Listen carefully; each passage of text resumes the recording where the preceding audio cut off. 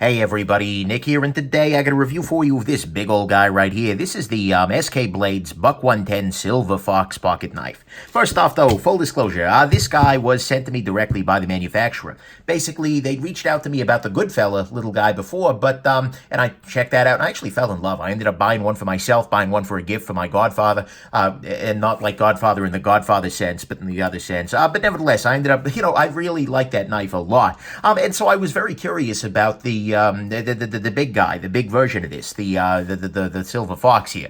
And so I reached out to him, and he said, yeah, sure, I'll send you one along. But as always, I've told him I'm going to talk about the good, the great, the bad, the ugly, might be a gem, might be junk. And he was still more than willing, but we have to assume this is the best quality controlled one ever, and that I've done my best not to let this unduly influence my review. So there you go, that's that. Next thing, let's jump into a size comparison. Big old guy right here. Here it is against your Ontario rat number 1 and your rat number 2. It's a freaking biggin. Here it is against your Spyderco Delica, and yet another knife that tends to get old-timers a little riled up, and that is this little guy right here. This is the Chris Reeve Knives Large Shabazz. And actually, that brings me to the next point about this guy. This is a, and by the way, blade length here is coming in under 3.75, but over 3.5. But this knife, I'm actually a little scared to do the review of, because every time I do a review of a Buck 110 or a Buck 110 derivative, I get a million angry comments from old-timer purists. My buddy Pete over at Cedric A to Gear and Outdoors parodied these folks nicely in his rebuttal. I'll post the link down below to, actually, probably up there too. But anyways, they will give these very long screeds, these knife purists, like, oh my God, you cannot understand the Buck, I'm sorry, hold on.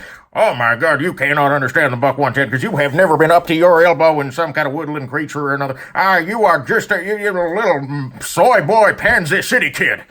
And you know what? Yeah, absolutely. Soy boy got it. 100%. You are way more manly than I am. I have, in fact, never been up to my neck in a buck. That's totally fine. Well, at least by my standards. But nevertheless, so you are more than welcome to actually go. Look, I'm a vegetarian. That should give you license right there to close this video and be done with it.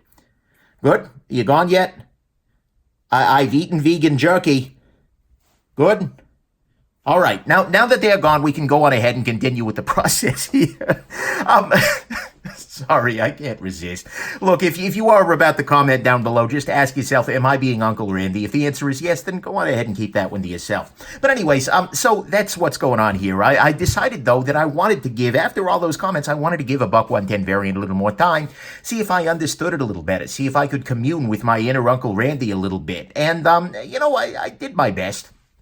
And I think I do get a better sense of it there. One other quick note here as we're preambling here. What the heck is an SKBlades? This is actually a small dealer based out of Idaho, I believe. And he is working with Buck basically to create these exclusive versions of some of Buck's well-selling knives. He'll just order these guys off and then sell them on his own. But they are all made by Buck at that factory. So that's what's going on here. And then finally, a couple of quick notes. Actually, the main big quick note here is that this isn't a factory edge. I had this guy, I've actually had this guy for maybe 2 or 3 months at this point. And that's well and good, but it means that I put my own edge on this guy, because after a while I did wear that down a little bit. I also installed a sharpening choil, so that's not factory. So keep those things in mind as we go on into the review here. And let's go ahead and talk about the good, the great, the bad, the ugly of this very, very interesting knife right here. So on the good side, to start with, this is actually well done in terms of the grind. This has a very nice hollow grind, so it comes very, very thin behind the edge. And frankly, the fact that the blade stock itself is not so thick either is very helpful. You can see it's only maybe a smidge thicker than the Rat 2, and it's about the same thickness here as your Rat 1, or I'm sorry, your Rat 1. Did I just call the Delica a Rat 2? You can see it's been a day. It's been a day already. I'm terrified of the Uncle Randy contingent massing someplace in Montana. Anyways, I digress. So it's but they've done a really nice job with this blade here.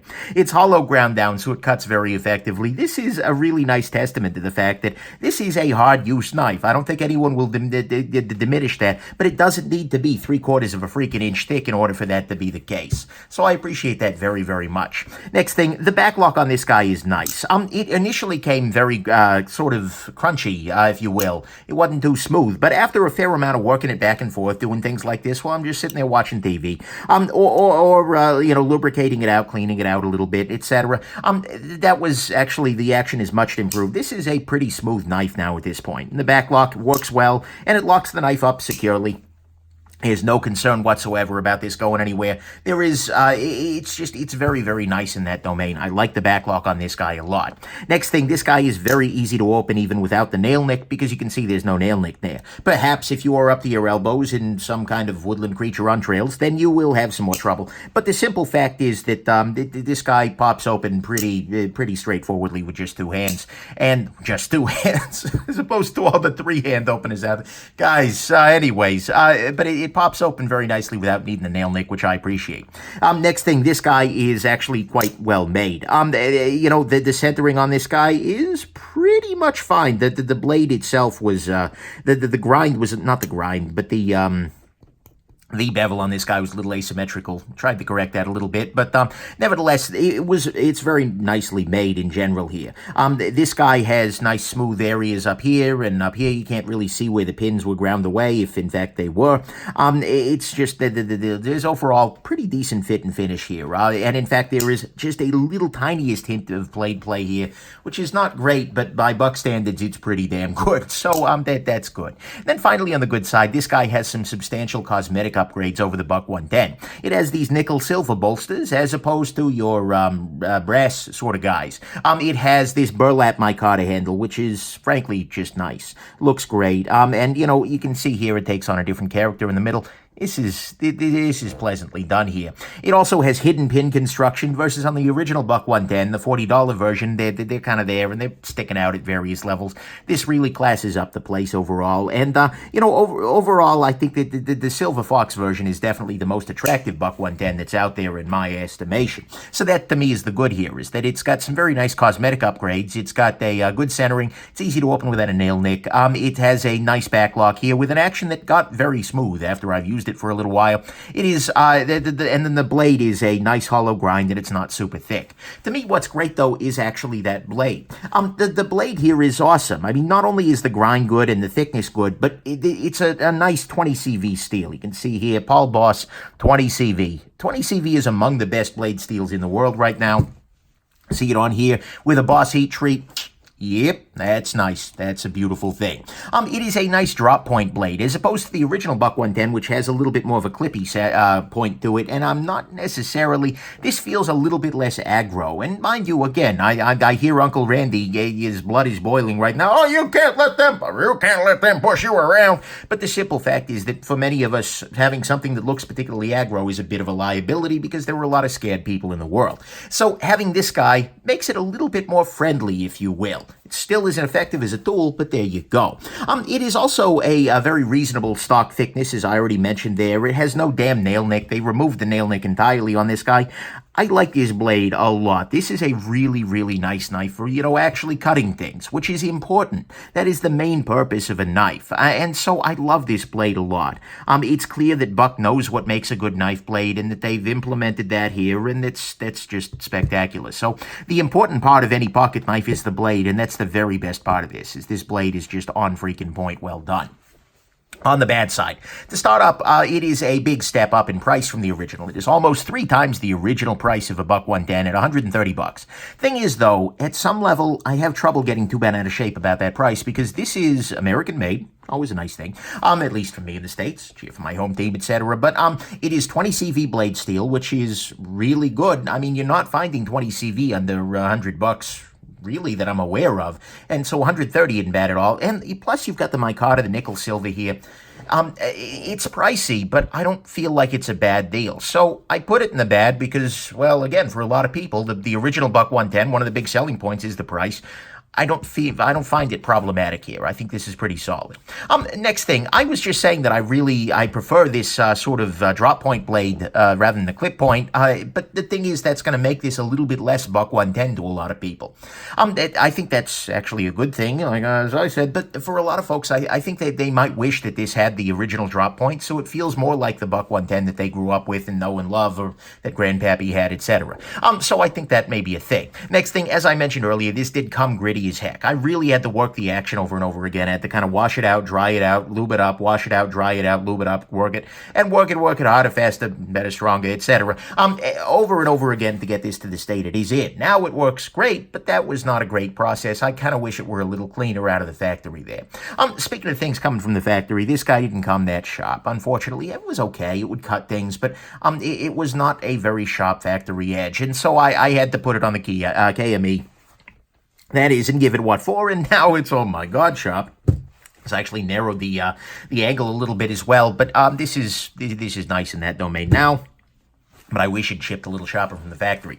Next thing, like I said, this is a two-hand only knife, meaning that it's not really super possible to work this guy with one hand. If it's sitting on a table, you can actually do something like this, where you grab the blade and flip it open in that domain, so you can at least get to the blade, but closing it one-handed requires you to use some kind of a surface here, and then there's, I mean, you can do it, but it's just not ideal. This is not a one-hand knife in the sense that so many other knives in the world are absolutely 100% one-hand knives. And so that's a little bit of an anachronism, if you will. And then finally on the bad side, and some people are going to disagree because this is the fundamental nature of the 110, but this has no clip at all. Not even an option for a clip, and at some level, that's kind of a classic. That's not, I don't know. But that was definitely an annoyance to me. They sell it with it comes with a sheath here, and so you can slide this into here. Put this on your belt, and unfortunately, it only mounts in this direction. There's not a this way parallel to the belt option for you, but nevertheless, I use the sheath a few times, and it works fine. But still, I'm not a big fan of the lack of a clip there. That would make this, at least to me, a little bit more interesting. Although the weight makes that trickier. So to me, that's what's bad here, is that there is no clip. It's a two-hand manipulation knife. Really didn't come super sharp. Came a little gritty. Moving away from the drop point makes it a little less 110-ish. But whatever. And the price on this guy is a big step up from the original, but it's well done, so I can't really get too bad out of shape. On the ugly front, there are a couple of things I can get bad out of shape about. First off, on the SKBlades website, that is, they have this line. If you are not satisfied with your order because of a knife defect, blade centering not considered a defect, let us know. We'll send you a shipping label, send it back for a free refund or exchange. Now, okay. It's great that they are offering that kind of thing, but the problem was in the middle there. Blade centering not considered a defect. The thing is, saying X is not considered a defect does not make it true. I get that they are at the mercy of Buck's factory, and Buck is not necessarily known for fit and finish, to put it kindly. But that is kind of a statement where before you put that online, you want to reconsider your life choices, especially if you are selling high-end versions of knives from a factory. That really is disappointing. $120, yes, I'm sorry, blade centering is considered a defect. And that's something that I really hope that in the future we can work with Buck to get them to consider it a defect and actually freaking fix it. Because just putting that on the website, it's like a BMW, putting in the window there, failure to drive is not considered a defect. Like, okay, that's being overdramatic. Centering doesn't matter that much. And again, Uncle Randy's blood pressure is through the roof right now because that's not about at all. But anyways, I really wish that were not the case. It's just, I don't like seeing that on websites ever, because that's just the sound of giving up. But again, I know they're not making them, so they may be at the mercy, but I hope that mercy is more merciful in the future there. Next thing, this guy is heavy as heck.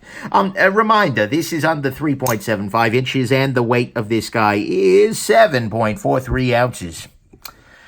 Yep, that's a big one right there. And unfortunately, it lacks a lanyard hole, so you can't put it onto a rope and throw it over the side of your canoe to use this as a boat anchor as you are out hunting and whatnot.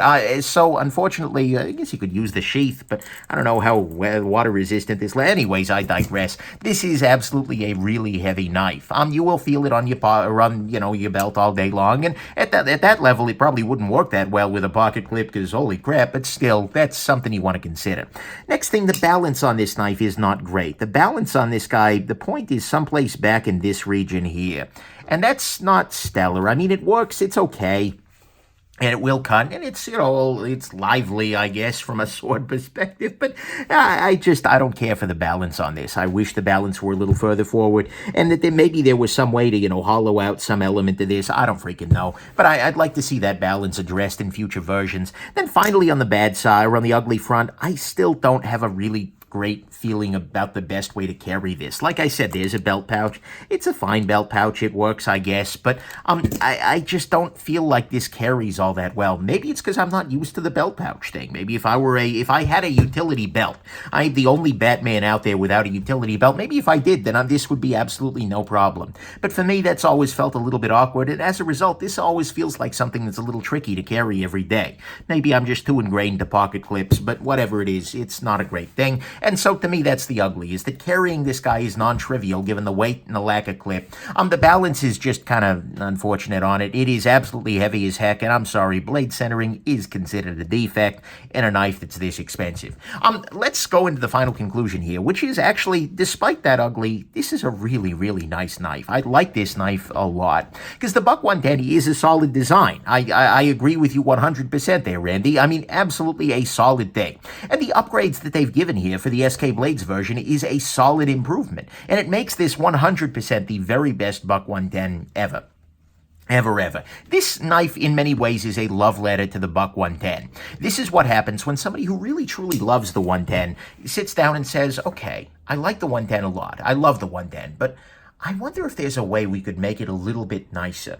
And then this happens, and that's great. And I really, really do like this. If you like the Buck 110 already, then you're going to love this. But even if you're not a huge Buck, this has kind of changed my mind a little bit. I like the 110 a lot more now, and this is a great thing to try if you are already a 110 fan. Mind you, it does have some downsides. Like I said, it's chipped gritty, not so sharp. It is clipless. It is two-hand only. Centering is not considered a defect, is not considered a reasonable thing by me. It is heavy as heck with weird balance, and the carry on it is not so straightforward as many things, but the fact remains that, calm down, Uncle Randy, this is a great tool. If you want a folding knife that will put in work and that almost feels fixed bladey, I mean, at some level, this is somewhere in the middle there. Of course, if you are doing hard use a fixed blade knife, that is better, but if you can't do that, if you want something that is more compact than a fixed blade, this is not a bad choice at all. Just like the original 110, this is a perfectly capable knife of putting in great work. And as I've used it more, as I spent more time with it, I do definitely get it. But that said, sorry, Uncle Randy, I still don't think the 110 is the best choice for most people for everyday carry. Because honestly, the weight remains a little excessive. Balance remains a little bit weird, and I think there is a reason that pretty much every new pocket knife these days includes a clip. And honestly, this is probably more knife than a lot of folks need on a regular basis, both in terms of thickness, weight, etc. This is a whole bunch of freaking knife. And so I feel like this is absolutely the best Buck 110 ever, and I get it a lot more now that I've spent more time with this guy and with these upgrades. Like, yeah, I can totally see it. And I'm going to keep this guy around as a reference piece for the channel, because the Buck 110 is an iconic piece in the knife world. But the simple fact is that I still think that for most people out there in the world, there are probably better choices for a big, bad pocket knife that are a little bit more practical in, at least, certainly my everyday life. So, there you go. Hope this has been interesting. Have yourselves an absolutely wonderful day, and now we wait for the comments to come in. Have a good one, everybody. Bye now.